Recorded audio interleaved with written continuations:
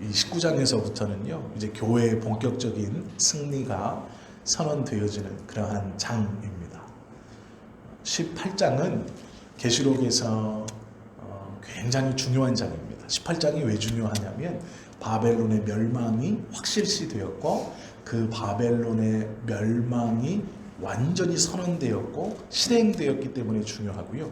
19장이 중요한 이유는 바벨론이 멸망해 가고 있는 지금 이 시점에서 하나님의 백성들이 어떻게 노래하느냐, 우리 주님이 어떻게 말씀하느냐, 그것 때문에 굉장히 중요한 것이죠.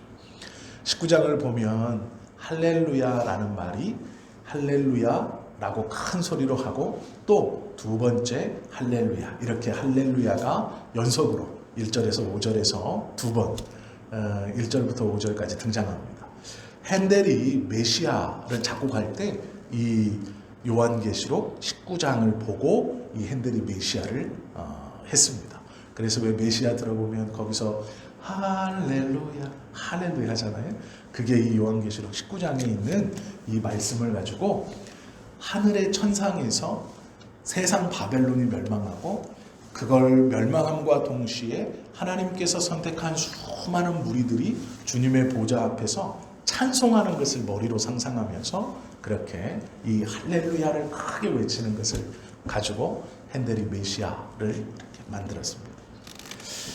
19장은 감격의 큰 코러스가 울립니다. 그게 할렐루야 할렐루야라는 것이죠. 18장은 바벨론의 애가입니다. 멸망해가는 바벨론이 왕들도 버리고 상인들도 버리고 그곳으로 먹고 살던 선원들도 버리면서 혼자서 멸망해가는 쓸쓸함 가운데 있지만 우리 하나님의 멸망은 그것에서 함께 호의호식하며 누리고 먹고 살아가던 이 땅의 것들도 결국은 함께 멸망한다라는 것 때문에 애가이죠. 슬픔의 노래입니다. 19장은 반대로 기쁨의 노래입니다. 성도들이 그곳에서 나와서 모여 함께 노래하는 노래, 이것인 것이죠. 1절은 그것을 하늘의 허다한 물이 이렇게 말합니다. 허다하다라는 말은 흔하게 보인다라는 거죠. 동서남북 눈을 돌리면 어느 곳에서나 모여있는 무리들, 이런 뜻이거든요. 허다한 무리의 큰 음성이 할렐루야라는 것을 외치는 것이죠. 계시록을 가만히 보시면 우리의 끝이 애가가 아니라 찬송으로 끝난다는 것을 보여주고 있어요. 이게 장수로 보면 세상이 슬픔이면 애가로 끝나야죠. 세상이 멸망이면 애가가 맞습니다. 슬퍼하는 노래가 맞는데 그것이 아니죠. 그래서 우리의 삶의 끝은 애가로 끝나는 게 아니라 찬송으로 끝나는 것이죠. 18장까지 고통이 계속 등장합니다. 성도의 고통. 19장이 정말로 기쁨이고 즐거운 노래이고 할렐루야가 진짜 말 그대로 할렐루야 주님을 찬양합니다 예 외치는 소리가 될 수 있는 이유는요, 조금 이상하지만 18장까지 고통과 아픔과 슬픔 가운데 눌려 있었기 때문입니다. 19장에서의 이 두 외침, 할렐루야라는 큰 두 번의 외침이 많은 허다한 무리들에게 감격이고 감사고 기쁨이 될 수 있는 이유는 18장까지 바벨론에 눌리고 핍박과 고통과 압제로 꽉 눌려있던 그 고통으로 인해서 19장의 할렐루야가 진짜 할렐루야가 될 수 있다는 거예요. 성경에서 하나님은 믿는 자들을 평안과 즐거움과 행복 가운데로 인도하신다라고 말씀하지 않아요. 평안과 즐거움과 행복이 예비되어 있다라고는 말씀하시지만 네가 지금 그 평안과 행복과 기쁨의 길을 걷는다라고 말하지 않아요. 좁은 길이고 어려운 길이고 고통의 길이다 라고 말해요. 예수님께서 하신 말씀 중에 놀라운 것은 성령을 받는데 같이 받는 것이 고난이에요. 고통이에요. 이 땅은 하나님의 힘이 없으면 견딜 수 없을 만큼 힘들고 어려운 땅이 이 땅의 삶입니다. 우리는 그 삶을 살아가고 있죠. 하나님께서 우리에게 너무도 감사하게도 기쁨과 감사와 행복이 있다라고 말씀해 주세요. 그런데 우리가 정말로 그 기쁨과 행복과 감사의 삶을 지금 누리느냐, 그것이 무엇인지 알지만 내가 지금 누리느냐, 우리는 그 기쁨과 즐거움과 감사를 향해 가지만 내가 그걸 누리고 가느냐, 성경은 그렇게 말씀하지 않습니다. 그것이 진짜 기쁨이 되는 이유는 지금 내가 바벨론에서 힘겹고 아픈 삶으로 누리고 눌려 온전한 복음이 내 안에 이루어졌을 그때에 이것이 꽉 누른 스프링이 팡 튀듯이 할렐루야 라고 마음껏 소리 지르고 기쁨으로 찬양해도 되는 그때에 터지는 거기 때문에 이것이 진짜 기쁨입니다. 비교할 수 없는 큰 울림인 거예요. 그게 19장입니다. 18장까지는 계속 고통이고 계속 눌려요. 희망의 소리가 있었고 음성이 있었고 응원가가 울려 퍼졌지만 바벨론이 앞을 막고 있고 그 바벨론의 감쌈과 휘황찬란함이 너무도 컸어요. 그래서 빠져나올 수 없는 고통과 아픔 가운데 있었습니다. 머리로는 이해하지만 피부로 느껴지는 것은 그 말씀이 아직 성취되지 않은 현실적 고통이었어요. 그런데 19장은요, 이제 그것이 다 끝났다 설명하는 거예요. 그들이 기쁘게 노래를 막 하면서 3절에 보면 그 기쁨의 탄성이 쫙 울릴 때 어떤 일이 벌어지느냐, 바벨론이 망하여 바벨론이 불타며 피어오르는 연기가 세세토록 올라간다라고 성경은 말씀하고 있어요. 바벨론이 잠깐 망하고 끝나는 게 아니라 나를 압제하고 힘들게 하고 어려웠던 그 연기가 내가 19장에 들어 할렐루야라고 그 고통 가운데 하나님의 나라에서 탁 터뜨릴 때 그 자막으로 바벨론의 불타는 연기가 여전히 올라가더라 이렇게 써 있는 거예요. 화면의 앞에서는 많은 무리들이 하나님을 찬양하며 기뻐하고 있고요. 그 자막으로는 바벨론의 멸망의 연기가 불타는 연기가 영원히 올라가더라 이렇게 써 있는 거예요. 그 장면 가운데 노래하고 있는 것이 19장. 우리는 중간기를 지금 살아요. 어떠한 중간기냐면요, 하나님이 사랑하셔서 사람을 만들고 사람이 죄악으로 죄 아래 권세에서 계속해서 이 중간 꼴사나운 중간을 사는 거예요. 이 중간이 정상의 중간이 아니에요. 꼴사나운 중간이에요. 마지막이 기쁨인데 아직 이 기쁨 마지막까지 도달하지 못하고 이 중간을 살아요. 이 중간을 사는데 이 중간이 참 꼴사나워요.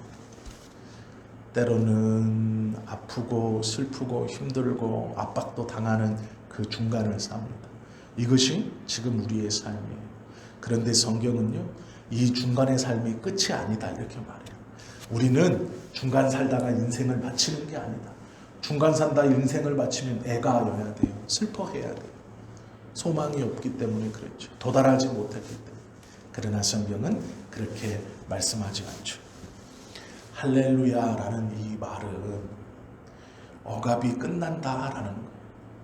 내 안에 갇혀있던 것이 터져버리는 외침입니다. 이것은 하나님을 찬송하는 큰 외침과 동시에 내가 자유롭게 되었다라는 큰 외침이에요. 이 할렐루야라는 말은 24장로들이 보좌에서 하나님을 향하여 할렐루야 아멘이라고 하나님을 경배하고 그분을 높이는 최상이 다른 모든 미사여구를 다 떼고 하나님 앞에 하나님만을 찬송하는 오직 하나의 단어, 그것이 할렐루야입니다. 그것이 우리의 입에서 터져 나올 때 우리의 모든 묶임이 풀렸다는 뜻이고요, 내가 자유하다는 뜻이고 나의 영혼이 주님 앞에 서 있다는 뜻이에요.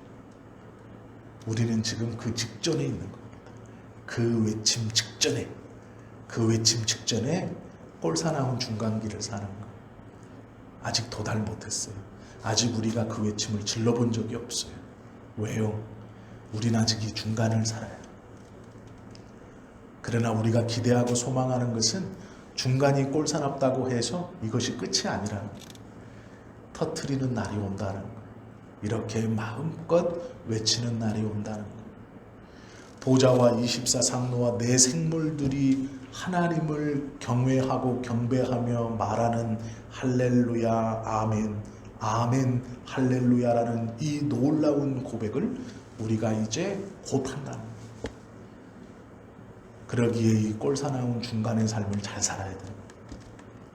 이 꼴사나운 중간의 삶이 고통이고 아픔이고 나에게 부족이고 연약이어도 잘 견뎌가야 돼요. 왜요? 곧 이 찬양이 우리의 입에서 터질 것이기 때문이죠. 성경의 말씀을 전하면서 모든 설교자는요, 예수님의 부활을 설교할 수 있어야 돼요. 끝은 무조건 부활이어야 돼요. 왜요? 하나님의 말씀은 희망이기 때문에. 하나님의 말씀은 우리에게 곧 온다라고 말씀하고 있기 때문에 곧 터질 것이다. 너의 입에서 무엇이 할렐루야가. 설교를 가지고 하나님의 말씀을 가지고 두려움을 주거나 부정적인 것을 자꾸 심어주면 안 됩니다. 그건 하나님의 뜻이 아니에요. 성경의 말씀도 아닙니다. 예수님도 백성들에게 하나님의 나라를 계속해서 전파했어요. 그들에게 희망과 소망을 계속 주셨어요. 심지어는 십자가에 달리시면서 예수님의 십자가에 달리신 그것 자체를 보고 고통스러워 눈물 흘리는 여인들에게도 나를 위하여 울지 말라 라고 말씀하셨어요. 너와 너희의 자녀들을 위해서. 이것이 주님의 영광의 길이에요. 고통의 길이 아니에요. 십자가에서 그냥 죽어 끝난다면 애가이죠. 슬퍼하는 게 맞아요. 여성들이 그 여인들이 울고 불고 하는 게 맞아요. 끝이니까요. 이제 죽으면 끝나잖아요. 모함스럽게 모욕스럽게 고통스럽게 죽으면 끝나거든요. 그러면 그 여인들이 우는 것이 옳아요. 그것이 맞아요. 그러나 예수님이 하지 마라 라고 말씀하셨어요. 왜요? 끝이 아니거든요. 놀라운 부활로 온 인류를 죄 가운데 구원하시는 영광의 부활로 일어서실 것입니다. 그런데 그 부활하신 주님의 그 부활 뒤에 있는 다시 오시기까지의 그 이 꼴사나운 중간길, 이거를 걸어가는 것이 녹록지 않아요. 이것에서 떨어뜨리려고 하는 이 큰 바벨론의 누름과 상대적으로 비교되는 그 화려함과 그 호화로움과 그 향기와 먹고 마심의 배부름의 차이가 쉽게 견딜 수 있는 것은 아니라는, 어렵고 힘들고 고통스럽다는 것이죠. 이것을 포기하면 이것을 준다라고 우리를 계속 유혹하는 것이죠. 그것이 결코 쉽지 않다라고 말씀하세요. 연기가 올라간다라는 것, 우리가 이 기쁨을 누릴 때요, 착각하시면 안 되는 게 노래가 두 개가 나와요. 첫 번째 노래는 뭐냐면 1절에서 허다한 무리가 노래를 부르고요, 4절에 보면 24장로와 내생물이 노래를 불러요. 노래의 제목은 똑같아요. 할렐루야입니다. 노래의 주제도 똑같아요. 하나님 앞에 부르는 거예요. 1절에 허다한 무리가 부르는 것, 4절에 내생물과 24장로들이 부르는 노래는 같은 노래입니다. 똑같은 노래예요. 할렐루야라는 노래예요. 그 노래의 대상도 똑같은 분이에요. 이 기쁨의 노래가 나오죠. 이것을 우리가 깊이 묵상하면 둘 다 개인으로 나오는 게 아니에요. 어떤 한 사람이 아니거든요.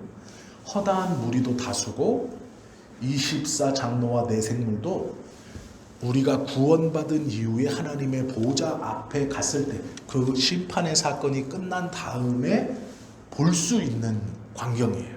이게 뭐냐면 우리에게 약속해 주신 심판이 끝났다는 거예요. 즉 이 구원은 어떤 한 개인의 구원 사건만을 의미하는 게 아니라 믿는 모든 자의 구원을 완성시켰다라는 의미로 이 지금 19장을 보면 돼요. 그렇기 때문에 내 개인이 이 땅에서 구원받고 압제에서 자유로워지고 내 개인의 문제가 해결되고 고통에서 해방되어서 부르는 노래가 아니라 하나님이 선택한 모든 자가 부르는 노래, 그 모든 자가 구원받아서 한 목소리로 함께 기뻐하며 부르는 것이 이 19장이에요. 그러면서 자막으로 영원히 불타고 있는 바벨론, 이것이 자막으로 쫙 올라오는 그런 광경이라는 것이죠.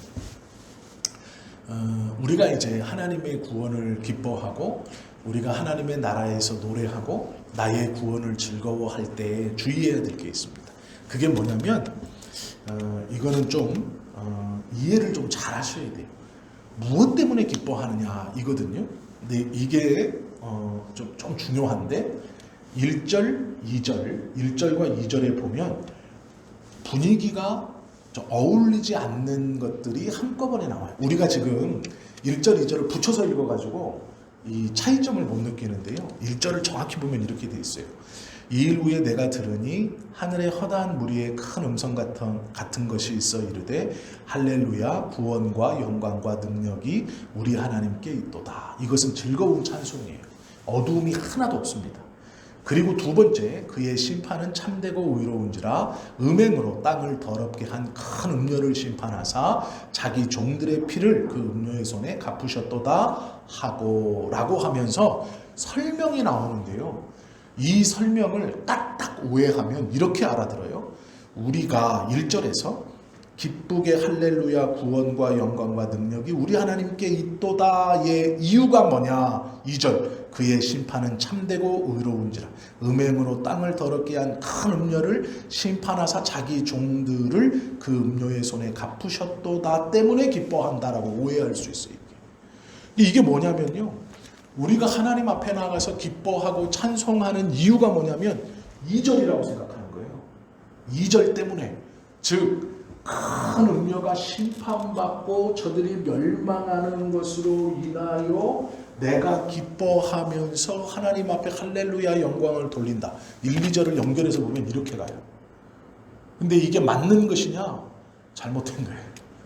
우리가 기뻐하는 이유는요. 이 바벨론이 멸망해서 기뻐하는 게 아니잖아요. 우리가 하나님 앞에서 기뻐하는 이유가 뭐예요? 그렇죠. 우리 구원 때문인 거예요. 우리 구원 때문이라는 게 정확히 뭐냐면 하나님이 아담에게 약속해 주신 예수 그리스도로 인한 그 구원의 약속의 말씀이 하나도 어그럼 없이 성경에 기록된 그대로 이루어져서 우리의 구원이 확실시 되었기 때문에 기뻐하는 건데 1, 2절을 합쳐서 잘못 읽어버리면 우리가 기뻐하고 하나님 앞에 노래하는 이유가 이게 망해서 그래. 나를 핍박하던 게 망해서 그래. 나를 찍어 누르던 게 망해서 그래. 나를 유혹하던 게 망해서 내가 기뻐하는 것처럼 착각할 수 있다. 우리가 하나님 앞에 은혜를 받았다라고 할 때 착각하며 잘못된 신앙으로 나아갈 수 있는 큰 유혹이 뭐냐? 나를 괴롭히던 저 사람이 망하는 걸 봤을 때 할렐루야 할 수 있다. 그거 아니에요. 나를 누르던 이게 막 해결됐을 때 할렐루야 하는 날 아니에요. 그게 아니에요. 예수님께서 바리새인과 서기관들, SNF파 이 사람들이 멸망해서 망했을 때 기뻐하실 거라고 생각하면 안 돼요. 우리의 신앙이 어느 순간 가딱 잘못하면 이렇게 가요. 나를 압제하고 나를 힘들게 하고 나를 괴롭혔던 이 사람 망할 때 노래 부르는 거예요. 여호와의 구원이 되나. 너 봤지? 상대적인 거예요. 이렇게. 아니에요. 우리가 하나님의 나라에서 기뻐하고 찬송하고 하나님을 경외하는 이유는 바벨론이 멸망했기 때문이 아니라고. 그것 때문에 내가 기뻐한다? 아니에요. 근데 우리가 착각하면 그렇게 가요. 이 큰 바벨론 나를 누르고 억제하고 이 막 압제에 있었던 이스라엘 백성들에게선요 그게 로마의 멸망이었어요. 그러니까 예수님이 로마를 멸망시키고 자기네 나라를 해방하는 것이 자기들에게 구원이고 기쁨이라고 생각하는 거예요. 예수님이 그렇게 안 가르쳤는데도 그들은 그렇게 생각했어요. 그런데 안타까운 것은 우리도 그렇게 생각할 때가 있어요. 우리가 은혜를 받았다, 하나님이 나를 도우신다, 나를 지키신다, 내가 기뻐할 때 성경의 말씀을 통해서 나의 구원이 확실시 되었다로 기뻐하는 게 아니고, 내가 하나님의 생명책에 나의 이름이 거론된 걸로 기뻐한 게 아니고, 나를 괴롭히던 병마가 떠나갔을 때, 나를 억제했던 귀신이 떠나갔을 때, 바벨론이 멸망했을 때 나를 괴롭히던 이것들이 멸망해가고 흰연기가 풀풀 올라올 때 내가 기뻐한다, 이렇게 착각할 수가 있다는 거예요. 그게 아닙니다. 1절과 4절에서 기뻐하는 건요, 바벨론이 멸망해서가 아니에요. 우리의 구원이 확실시 되었기 때문에, 하나님의 언약이 지켜졌기 때문에 선우가 바뀌면 안 돼요. 먼저를 잊어버리고 눈에 보여지는 것으로, 잘못된 것으로 기뻐하면 안 돼요. 심판이라는 건 그겁니다. 하나님께서 당신의 백성들을 건지시는 심판은 보호하시는 행위예요. 그런데 우리가 심판으로 인해서 기뻐하는 게 아니고요, 하나님이 나를 건지셨다는 것으로 인해서 기뻐해야 된다는 거예요. 이게 성경의 가르침이에요. 우리가 오해하거나 착각하면 안 되는 거예요. 그래서 구원을 하려면 심판 있는 구원이 일어나야 돼요. 그래서 심판을 얘기하시는 거예요. 선우를 착각하시면 안 됩니다. 무조건 하나님이 죄를 죽여야 나를 구원하시는 게 아니고, 나를 구원하시기 위해서 보이시는 당연한 행동이 심판이에요. 심판이요, 하나님이 사랑이 없어서 하시는 게 아니에요. 그게 일어나는 일이어야 하기 때문이에요. 전제조건이라는 말이 있습니다. 전제조건이 뭐냐면요, 어떤 일을 하려면 이 일이 되려면 이게 있어야 됩니다, 이거예요. 이런 거죠. 그런데 선결 조건이라는 게 이겁니다. 뭘 하려면 꼭 기본적으로 어느 정도 뭔가 있어야 돼요. 그러니까 요거를 하려면, 여기에서 이게 일어나려면 하나, 둘, 셋, 이게 만족이 돼야 이게 일어날 수 있어요. 이게 선결 조건이에요. 이거 있기 전에 무조건 이게 있어야 되는 거예요, 기본으로. 전제 조건은 조금 말이 달라요. 전제 조건은 뭐냐면, 먼저 일어나고 이게 일어나면 이것도 일어납니다. 이게 전제 조건이에요. 그러니까 없어도 되는데 일어는 나요. 이게 선결 조건이 없어도 일어는 나요. 그런데 일어나면 이 뒤가 있어야 돼. 그러니까 이런 거죠. 1,000만 원을 빌리셨어요. 그러면 어떻게 12개월 동안 매달 이자 포함해서, 원금 포함해서 얼마를 꼭 갚으셔야 돼요. 이게 전제 조건이에요. 어떤 일이 일어나고 그 뒤에 요 일 때문에 발생되는 일, 요게 전제 조건이에요. 그런데 이 전제 조건을 다 만족시켜야 요 일어난 일이 완벽해져요. 그러니까 내가 1,000만 원을 빌린 일이 완벽하게 클리어 되려면, 빌리면 땡이 아니고 12개월 동안 어떻게 갚아야 된다, 요거를 잘 해야, 그리고 12개월 동안 다 갚아야 딱 끝나요. 이게 이해가 되시죠? 이게 전제 조건이에요. 어떤 일 뒤에 일어나는 거. 그러나 이 일 뒤에 일어나는 이걸 다 해야 이게 완벽해지는 거예요. 선결 조건은 이 일이 일어나기 위해서 앞에 먼저 해야 되는 거예요. 자, 이해하셨죠? 제가 지금 정확하게 예를 들었는지 모르겠지만 이해하셨다고 생각해요. 구원은요, 구원에 있어서 심판은 선결 조건이에요. 선결 조건. 구원을 이루기 위해서 심판이 먼저 있어야 돼요. 이게 있어야 이게 일어나는 거예요. 전제 조건이 아니에요. 구원이 일어나고 그 뒤에 이게 일어나는 게 아니에요. 이게 일어나야 구원이 완성되는 게 아닙니다.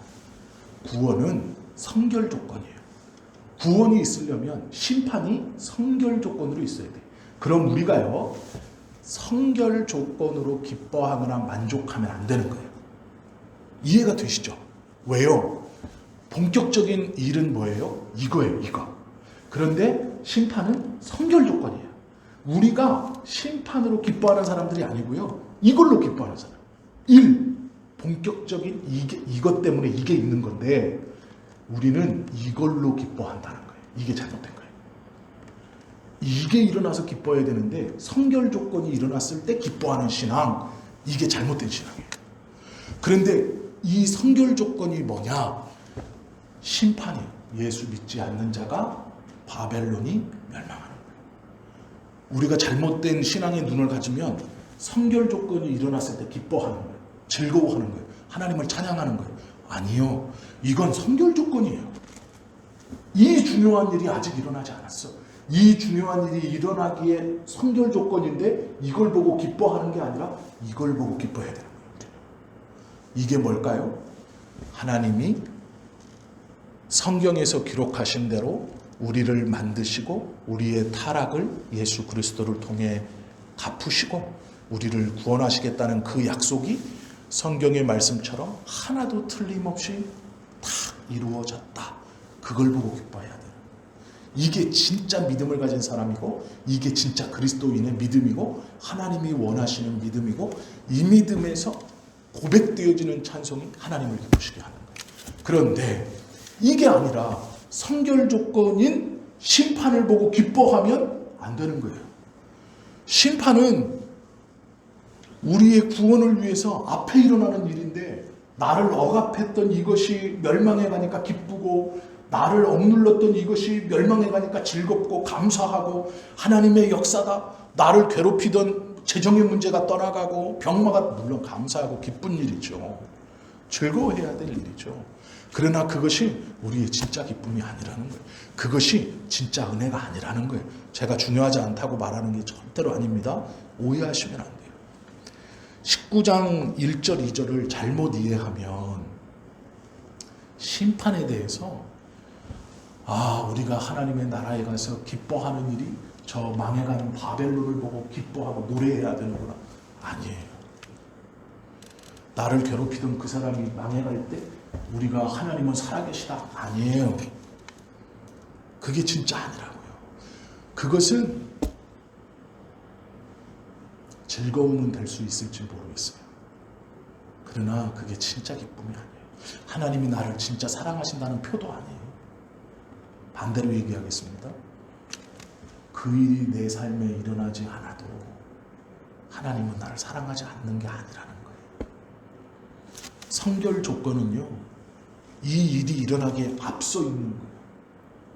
그런데 이것이 우리에게 진짜 기쁨이 아니면 설사 그 일이 내 삶에 경험되어지지 않아도 이것이 망하는 것이 내 눈에 보여지지 않아도 하나님이 나에 대한 약속과 나에 대한 은혜가 부족한 것이 아니다. 오히려 그 일이 일어났을 때 기뻐하죠. 그 일이 일어났을 때 하나님이 나를 사랑하신다고 간증하죠. 그 일이 내 삶에 일어났을 때 남 앞에 자랑스러워하죠. 그러면 그 얘기를 듣고 그런 경험을 하지 못한 사람들은 위축돼요. 하나님이 저를 사랑하시고 나는 그렇게 사랑하지 않나? 저는 저렇게 되는데 왜 나는 이렇지라고 오히려 하나님께서 주신 은혜가 어떤 이에게 상처를 주는 거예요. 어떤 이에게 아픔을 줘요. 그런데 왜 가짜 기쁨을 가지고 이 사람은 하나님의 일이라고 떠벌리고 다니고 어떤 이는 그 가짜 기쁨을 가지고 상처를 받느냐? 성경에서 말씀하시는 진짜 기쁨이 뭔지를 모르기 때문에. 심판 때문에 우리는 기뻐하는 사람이 아니에요. 구원 때문에 기뻐하는 사람이에요. 심판은 성결 조건이에요. 하나님이 우리를 보호하시고 내 것으로 만들 때에 일어나는 앞서 일어나는 일일 뿐이에요. 그것이 끝인 것처럼 그것이 진짜 기쁨인 것처럼 통쾌하긴 하겠죠. 즐겁긴 하겠죠. 나를 핍박하고 누르던 거, 내 생명을 뺏어갔던 거. 제가 쉽게 말씀드리는 건 아니에요. 쉽게 이거를 그래 그럴 수 있어 이렇게 생각하시면 안 돼요. 왜 그러냐면 이 누르던 이것이 이 심판의 대상이 내 건강만 일부 뺏어간 게 아니고요. 내 자녀의 어떠함을 뺏어갈 수도 있고 내 삶의 모든 것을 송두리째 뺏어갈 수도 있어요. 제가 그냥 쉽게 얘기하지만 절대로 쉬운 게 아니에요. 이것은 그것을 기뻐하지 않는다. 이것을 보고 내가 주님께 드리는 이 찬송과 탄성이 진짜가 아니다. 여기에 있는 이 구원이, 이 이루어지심이 진짜다라고 이렇게 눈을 돌려 진짜로 찬송하는 것 쉽지 않아요. 어렵다는 거 제가 모르는 거 아닙니다. 그러나 성령께서 이해하게 하실 거라고 저는 믿어요. 이게 어떤 말씀인지. 19장 1절에서 5절까지 우리가 꼭 잊지 말고 봐야 되는 하나님의 음성이 무엇인지, 우리는 심판으로 인해 기뻐하는 자가 아니에요. 이것 때문에 기뻐한다면 구원을 잘못 알고 있는 거예요. 우리는 우리에게 약속해 주신 구원이 이루어짐으로 기뻐하는 거예요. 그 구원이 이루어질 때 앞서 일어나는 일이 심판일 뿐이에요. 이 심판은요, 전제 조건이 아니에요. 이게 일어나야 구원이 완성된다? 천만의 말씀이에요. 아니에요. 앞에 시간 순서상으로 앞에 일어나는 일일 뿐인 거예요. 그건 당연한 거예요. 어느 순간 내 삶에 기쁨이 있는 것과 어느 순간 내 삶에 이게 일어나는 일이 당연한 거라고요. 그것이 우리의 기쁨이거나 내 마음을 홀랑 뺏어가는 것이 되면 안 돼요. 그것 때문에 하나님에 대한 찬송과 찬양을 고백하고 그 일이 내 안에서 일어났을 때 주님은 살아계십니다. 아니에요. 우리가 그렇게 노래할 때가 언제냐? 진짜 그렇게 고백할 때가 언제냐? 하나님의 구원이 나에게 완성되어졌습니다. 우리가 그 하나님의 보좌에 섰을 때 이것을 팍 터뜨려 부른다. 그러면 언제까지 참아야 돼요? 그때까지 참아야 돼요. 이것을 보고도 참아낼 수 있어야 돼요. 왜요? 내 진짜 외침은 어디서 해야 됩니까? 보좌 앞에서 해야죠. 심판 앞에서 하는 게 아니고, 저게 멸망한다고 나를 핍박했던 게 이게 내 저게 했다고 내가 막 온 힘을 다해서 팍 하는 게 아니라, 하나님의 보좌 앞에서 온 허다한 무리들과 모여서 내 생물과 24장로가 하나님을 경배할 그때 내 구원으로 인하여 팍 터뜨리는 거예요. 그때 힘있게 큰 소리로 고백하는 거예요. 그게 진짜 기쁨이 되더라. 그게 진짜 외침이 되더라. 그게 진짜 내 영혼에서 하나님을 온전히 찬양하는 것이다. 그것이 복음을 바로 믿는 자가 이 말도 안 되는 중간을 살아가면서 끝까지 딱 마음속에 붙들고 할렐루야를 목까지 딱 채우고 견디며 가는 거예요. 심판대 앞에서도 그 악인들이 멸망하는 것, 이 큰 나를 누르고 있던 이 큰 바벨론이 멸망하는 것을 보고도 막 지르고 싶지만 참는 거예요. 부둥켜 안는 거예요. 가슴을 막 부둥켜 안는 거예요. 어디서 터뜨리려고? 보좌 앞에서 터뜨려요. 그 보좌 앞에서 할렐루야, 2번의 할렐루야를 위해서 참고 가는 거예요. 그것이 억울하고 힘들고 아픈 길이어도요, 그렇게 가는 거예요. 이것이 19장 1절과 4절에서 터져나오는 할렐루야의 의미예요. 심판이 아니라 하나님의 약속의 말씀이 이루어진 구원받은 백성이 보좌 앞에서 터뜨립니다. 그러기에 이때의 할렐루야는 이 세상에서 우리가 주님을 찬양했던 어떤 찬양보다 미사여구가 필요 없는 거예요. 그냥 할렐루야라는 그 큰 음성으로 들으면 우리의 모든 걸 다 그 순간 고백해내는 거죠. 우리의 마음속에 있는 모든 찬송과 영광과 존귀가 그 한마디에 하나님 앞에 다 고백되어집니다. 그때까지 꼭 싸매고 계세요. 심판을 보고서도 참으세요. 내가 기쁘지. 그래, 하나님이 갚아주셨으니까. 그러나 그걸로 소리치는 게 아니에요. 그때도 묵묵히 하나님이 하시는 거예요. 하나님이 하셨지. 그래. 주변에 말할 것 없어요. 나 대신 갚아주셨다. 봐라. 하나님이 살아계신다. 안 해도 돼요. 그건요, 망한 사람들 꼴 보면 다 알아요. 그때도 가만히. 그리고 진짜 큰 소리로 외칩니다. 목이 터져라 외칠 때 우리가 다 주님의 보좌 앞에서 큰 음성으로 다른 거 소용없고 이 딱 네 마디 할렐루야 큰 음성으로 외칠 때 그 음성이 하나님이 정말로 듣고 싶어하는 온전한 구원받은 자가 구원의 하나님으로 인하여 부르는 노래가 되는 거예요. 그래서 19장이 진짜 노래인 거예요. 진짜 찬양인 거예요. 그래서 19장이 하나님을 기쁘시게 하는 내 보좌의 내 생물과 24장로가 드리는 진짜 찬양이고 우리가 드리는 진짜 찬양입니다. 그리고 그 찬양이 울려 퍼질 때 보좌에서 다 우리 하나님께 찬송하라라고 하는 거예요. 이게 진짜 찬송이에요. 우리는요 이 진짜 찬송을 부르며 살아가야 하는 사람이죠. 아직 부르지 않아요. 아직 우리가 이 찬송을 불러본 경험이 없어요. 가짜 기쁨을 진짜 기쁨이라고 착각하지 마세요. 이것도 물론 좋은 일이지만 진짜 좋은 건 아직 오지 않았어요. 진짜 찬송은 아직 우리가 불러본 적이 없어요. 우리가 찬송을 부르고 감사하고 하나님께 하지만 하나님의 보좌 앞에 부를 이 찬송 아직 불러본 경험이 없어요. 함부로 평가하지 마세요. 주의 은혜를 내가 받아봤는데 아니에요. 아직 못 받아봤어요. 그 찬송을 불러봤는데 못 불러봤어요. 우리는. 이 19장의 찬송은 보좌 앞에서 탁 싸매고 가세요. 적어도 우리 권사님들 탁 싸매고 가세요. 내가 보좌 앞에까지 내가 가겠다. 내가 나를 괴롭히던 것들이 심판받는 그 심판 앞에서 막 터져 나오려고 할 때도 탁 참고 가겠다. 내가 하나님 앞에 가서 크게 목놓아 부르리라. 그것이 하나님이 원하시는 믿음의 사람들이 이 중간기 꼴 같지 않은 중간을 살면서 마음속에 품고 있어야 될 노래예요. 그것이 터지는 것이 19장입니다. 이제 곧 와요. 이제 곧 주님이 오신다고 약속하셨어요. 조금만 더 참으시면 돼요. 조금만 더 기대하세요.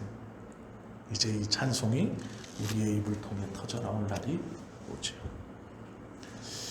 중요한 게 있어요. 이것을 품기 위해서는요 한 가지 법칙이 있습니다.